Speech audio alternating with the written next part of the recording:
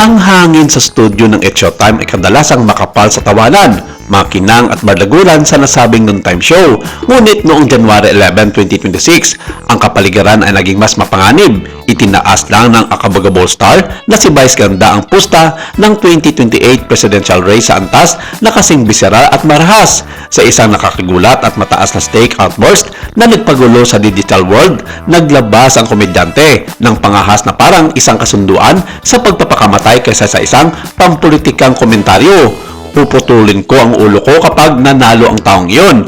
Habang ang pangalang Sara Duterte ay hindi kailanman official na tumawid sa mga labi ni Vice, ang subtext ay nakasulat sa neon habang naghahanda ang Vice Presidente para sa walang tigil na pagtakbo para sa pinakamataas na katungkulan sa bansa.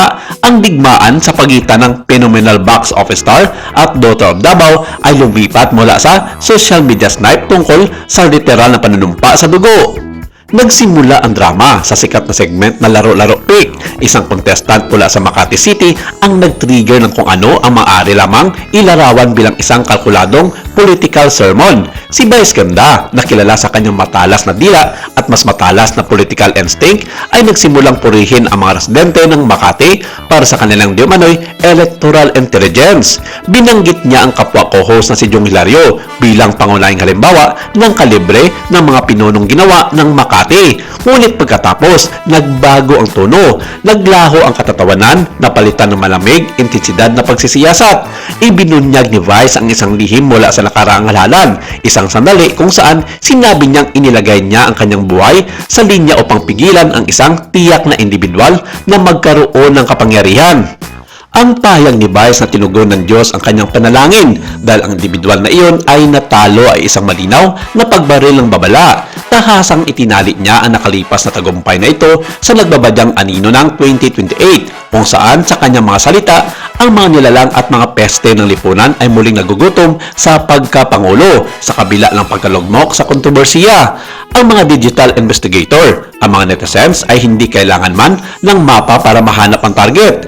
Ang mga section ng komento ng livestream ng episode ay isang larangan ng digmaan ng DDS o Duterte diehard supporters laban sa mga fanbase ni Vice.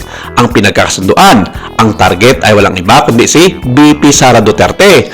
Ang pinaka-hindik-hindik na bahagi ng pagsabog, ang banta ng pagputol ng ulo, ay nagmamarka ng siloikal na pagbabago sa 2028 Free Campaign Trail. Para sa isang public figure na kasing dami ni Vice Ganda na nagmumukhay ng isang pisikal na sakripisyo na tulad ng isang nakakatakot na kalikasan ay nagpapahiwatig ng isang all-or-nothing mentality.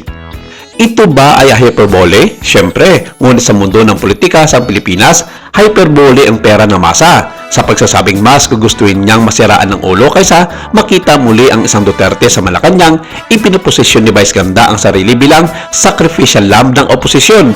Sinasabi niya sa sambayan ng Pilipino na ang taya ng susunod na halalan ay hindi lamang tungkol sa mga patakaran o buwis, ang mga ito ay tungkol sa mismong kaluluwa at ulo ng ating bansa. Habang isinusulat ito, sinabi ng kampo ng OBP na titingnan natin sa 2028 at baka kakainin ni Vice ang kanyang mga pinagsasabi. Ngunit kung ang kasaysayan ay anumang indikasyon, ang tugon ng isang Inday Sara ay magiging mabilis at klinikal.